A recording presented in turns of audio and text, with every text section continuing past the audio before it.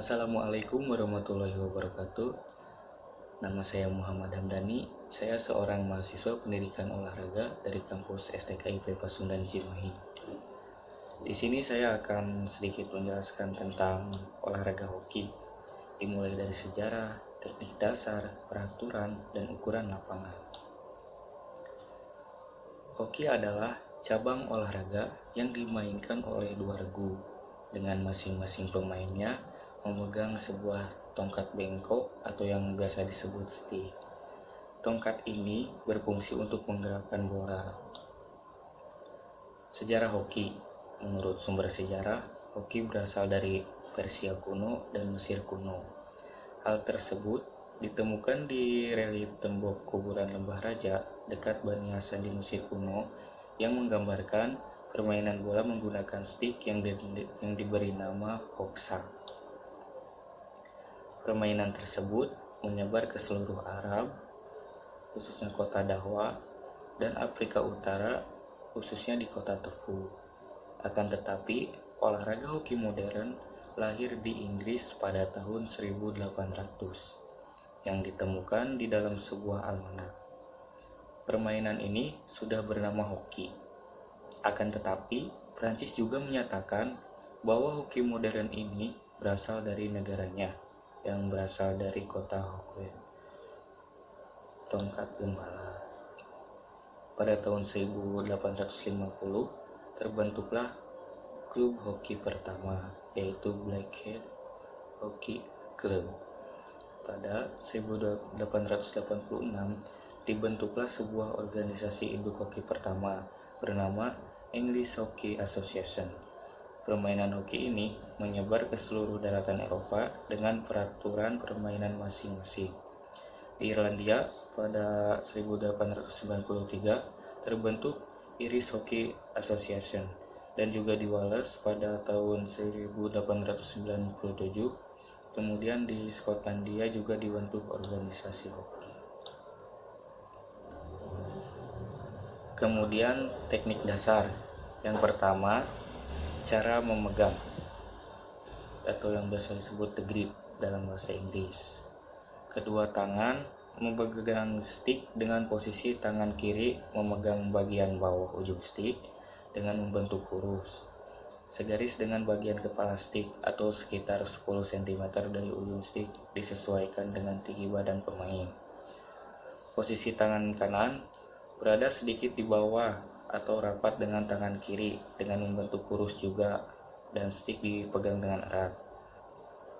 Kemudian dapat dilakukan latihan untuk forehand dan backhand, stop bola, tapping, dan push, sehingga dirangkai menjadi forehand, backhand, forehand, stop, push, forehand, backhand yang dilakukan tanpa bola. Yang kedua, sikap dalam permainan, atau bahasa Inggrisnya the stance. Sikap siap di dalam permainan hoki adalah dengan posisi kedua kaki terbuka selebar bahu, kemudian lutut agak ditekuk, dengan posisi badan sedikit membungkuk ke depan dan pandangan mata selalu mengikuti jalannya bola. Posisi tangan tetap memegang stick dan selalu siap untuk melakukan stop bola atau merebut bola dari lawan. Yang ketiga, penguasaan bola. Bahasa Inggrisnya ball control. Pada waktu mengontrol bola dapat dilakukan latihan mendorong bola ke depan sejauh 20 cm sampai 30 cm. Posisi kaki di tempat dan menarik bola ke belakang, mendorong ke arah kiri dengan cara forehand dan ke arah kanan dengan cara backhand, dan membuat angka 8 dengan menggunakan bola dengan cara mendorong bola ke depan kaki. Yang keempat, ada tapping. Pada saat tapping, bola berada pada jangkauan stick dengan posisi di depan antara dua kaki atau depan kaki kiri. Kemudian, tarik stick ke belakang sekitar 20 cm sampai 30 cm dari bola dan pukulkan stick ke arah bola. Selanjutnya, hadapkan bagian stick yang datar ke arah sasaran dengan batas ayunan kepala stick mencapai lutut. Yang kelima, stopping. Pada saat menghentikan bola, pemain melakukannya dengan stick yang dipegang oleh kedua tangan. tapi apabila terpaksa dapat dilakukan dengan menggunakan satu tangan. Teknik dalam menghentikan bola ada dua, yaitu forehand stop dan backhand stop. Yang keenam ada backhand pass dari stick pass bahasa Inggrisnya. Apabila pemain akan mengoper atau menembak bola dari arah kiri ke kanan dan ingin memukul keras, maka yang harus dilakukan adalah memutar badan terlebih dahulu dan lakukan teknik pukulan biasa. Hal ini dapat dilakukan jika diperlukan dan memungkinkan. Yang ketujuh, mendorong bola. Mendorong bola dapat dilakukan untuk operan jarak pendek, tapi untuk pemain yang mahir dapat melakukannya ini untuk operan jarak jauh. Yang kedelapan ada dribbling. Pada saat melakukan dribbling, bola harus selalu dekat dengan stick, sekitar 1 meter di depan kaki atau agak ke samping kanan agar mudah melakukan operan atau tembakan ke gawang.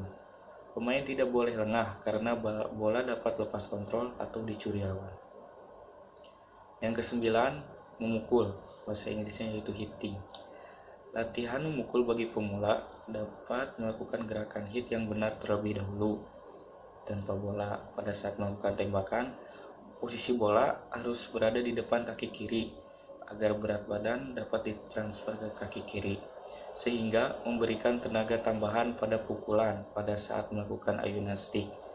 Sebaliknya, lakukan ayunan pendek dengan timing yang tepat dan gerak lanjutan yang benar dapat menghasilkan pukulan yang keras, dan gerak lanjutan harus mengarah ke depan, bukan ke atas.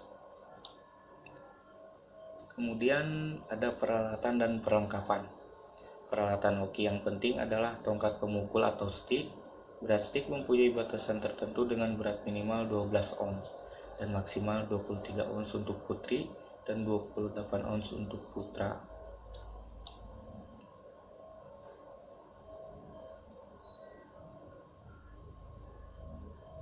Kemudian ada sistem peraturan. Dalam olahraga hoki, ada peraturan umum yang harus ditaati oleh pemain, yaitu sebagai berikut. Yang pertama, pemain dilarang mengangkat stick di atas pundaknya, kecuali jika berbahaya bagi pemain lain atau melakukan hal yang dapat membahayakan pemain lain. Yang kedua, melakukan pukulan bola ke udara. Yang ketiga, menendang atau menahan bola dengan kaki, kecuali penjaga gawang dapat bermain dengan kakinya atau menahan bola dengan bagian tubuh mana saja di dalam D atau sticking circle. Yang keempat, menahan stick lawan dengan memukul atau menggigit. Pemain boleh menahan bola dengan tangan apabila bola tersebut jatuh dengan segera. Yang kelima, menahan, mendorong, atau menjatuhkan lawan dengan menggunakan stick atau badan. Kemudian ada ukuran dan gambar lapangan. Olahraga hoki biasanya dilakukan di lapangan terbuka, indoor, dan di lapangan es. Yang sering dipertandingkan adalah hoki lapangan yang dimainkan di lapangan rumput sintetis dengan panjang 91,4 meter dan lebar 55 meter yang dibatasi oleh garis samping dan garis belakang. Masing-masing sisi harus ditambah dengan 5 meter di belakang lapangan dan 4 meter di samping lapangan.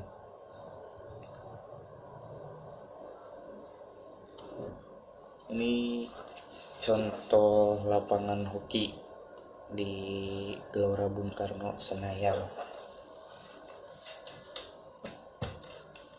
Garis gawang berada di bagian garis belakang antara tiang gawang. Garis tengah berada di melintang di tengah lapangan. Titik penalti berdiameter 150 mm yang berada di depan gawang bagian tengah dengan jarak 6,4 meter dari titik tengah penalti ke sisi bagian dalam garis gawang. Di belakang tiang gawang dan tiang silang dibatasi oleh jaring-jaring atau papan samping dan belakang dengan lebar minimal 0,9 meter dari tiang silang dan lebar dari permukaan lapangan minimal 1,2 meter. Jaring tersebut terbuat dari tali rajut yang bercelah 120 mm dengan ukuran mata jaring maksimal 45 mm. Sekian yang dapat saya sampaikan. Semoga bermanfaat khususnya bagi saya pribadi. Wassalamualaikum warahmatullahi wabarakatuh.